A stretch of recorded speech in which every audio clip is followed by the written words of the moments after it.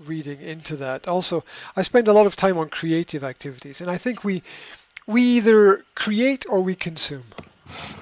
And I don't think there's much in the middle. We function in two modes. We're being creative, we're giving to the world, or we're consuming, we're taking something from the world. And so I do a lot of creative activities as well. So um, that takes up my time. And also I write a lot. So um, if you look at if for people to read books, people must write books first. Yeah. Hmm. So the writers are the creators, and the readers are the consumers. So I spend time every day writing. I don't have time to read. I don't have an hour to read every day because I spend an hour writing.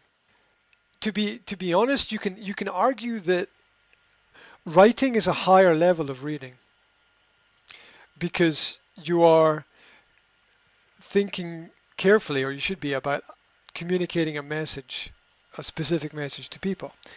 And so I spend time every day writing. And I just don't have time to read what other people are putting out at all. There's a lot of great books that people put out. I don't have time to read them. What I do consume is audio content. So I spend at least an hour every day, maybe more, sometimes 2 hours, listening to people presenting ideas on society, history, philosophy, um, anything useful, anything practical, um, anything at all. Sometimes it's finance, sometimes it's things that I need for my own life, sometimes it's things that my clients need for their world. Um, there's no specific structure to it except for the fact that it needs to be done every day. So I have some basic sources of content that I go to. The problem is there's so much content created now that um, there's at least 10 different people whose work I follow on the internet, and these 10 people put out about 20 to 30, maybe 40 hours of content a week. So to follow all of their work, I would have to consume 5 hours of content every day. Now, that's almost impossible. No, that is impossible, actually. It's impossible. So it's not possible to follow everything. So I have my sources. I don't think that consuming content means anything if you don't take notes. Okay. I don't think it means anything if you don't take notes because note taking focuses you on what people are saying and it gives you something to go back to try to understand. So I think when people consume content but they don't take notes, I think it's useless. Yeah, imagine you're talking to your students about a particular topic and they're not taking notes about what you say. It's pointless because because there needs to be a physical memory of the activity. If there's no physical memory of the activity, there's nothing for the brain to go back to. So there either needs to be A, that the students are taking notes, which is the absolute best system, or B, at the end of the session, students get a complete set of notes that um, that they can refer to. But that's just laziness on their part. Presentation is everything. The basis of here's the crazy fact. The basis of good presentation is entertainment. It's the same as the basis of good marketing is entertainment. Entertainment is the best marketing, and entertainment is the best form of presentation. If presentation is not entertaining, you can forget anybody learning anything. Hmm. No one will learn anything if it's not entertaining.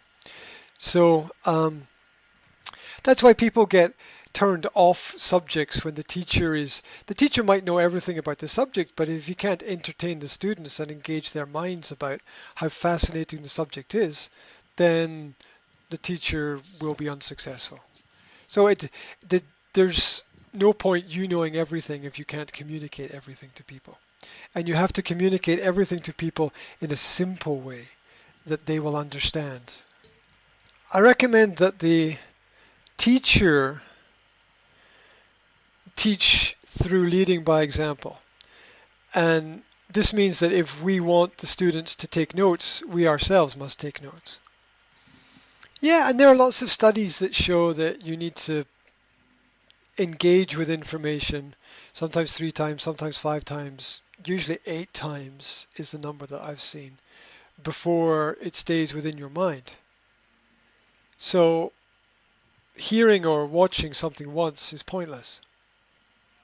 How many TV shows have you watched once that you can't ever remember today? Hundreds, probably. Mm-hmm. I'm just going by the average number, right? How many films have you watched that if someone asks you about the film, you can only talk about it for 10 seconds because that's all you can remember from the film? Yeah, there should also be a journal, Mark. They should have a book with notes in it and they should be graded on the book. Yeah. Because if there's no book with notes in it, it's pointless. So they should be graded on their journals, the notes that they keep. And if they lose the journal, they get 0 grade. If they can't find the journal, they get 0 grade. If they're missing information, they get a low grade. Because journaling is an important skill for life. So it's more than just a basic classroom activity. But yeah, journaling is key. It's extremely important in the process of memorization. It also shows if our thoughts are organized or not. It also helps us study and prepare for exams if we have exams. Um, so, so all of that is important, and you have to take notes, and you have to take notes about everything, because you have to take notes about everything because you don't know what is going to be important and what is not going to be important. So you have to register everything in some way. Um, so, as an example, as you know, I record all of my work with all of my clients, and I review about between 25 to 50% of the work I do.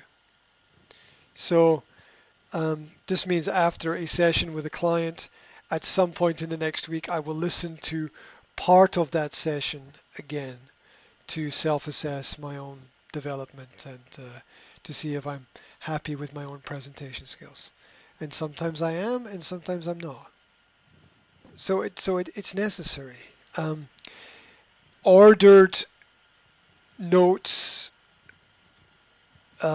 relate to ordered thoughts. It's a sign of what is in a person's mind. The ability to construct coherent sentences that flow together logically to create a presentation or a description or an argument are extremely important in life.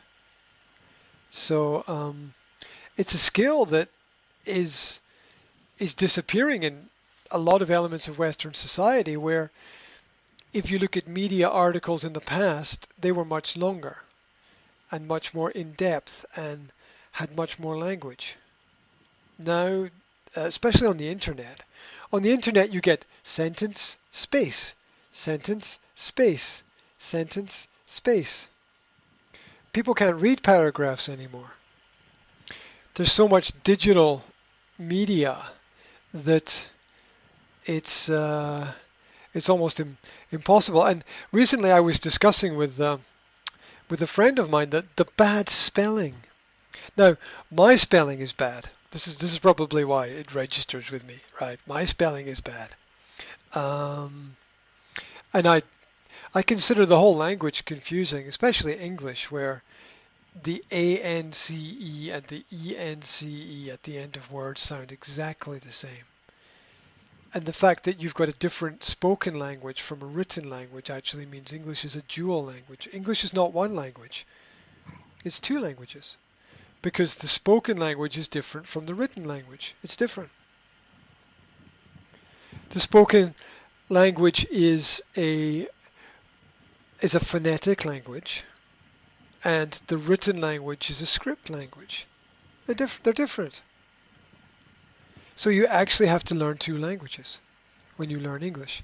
And that's the basis of it. And then you realize that English is about 7 or 8 other languages mixed together. We have to find what works, and if that works, that's great. There's lots of different little ways to do the recording of events or dictation activities. Um, they're all really useful, and it helps students in the long run. I also think that the students need to see the teachers doing it as well, because it's a question of good practices. I think that people need to have. I think more teachers should record their work, either audio or video. And a lot of teachers don't like to do it because we all know that our work is not perfect and that we're under pressure. But we need to take our performance to the next level constantly through our lives, and recording the audio or the video is a great way to do it. I mean, look at it this way. Think about a football player playing on a football park. He's not just playing football out there, but there's probably about 20 or 30 cameras pointed at him. So he's being constantly filmed. And although he's put under pressure by being filmed, he can then take that film afterwards and study it and learn from it. So there's a great benefit there. So if we put ourselves under a little bit of pressure, it can help. It's very difficult at the beginning, but if we create a habit of it, it can have great effect, I think, in the long term. Where are the sheep? Are they in your living room? That's really loud.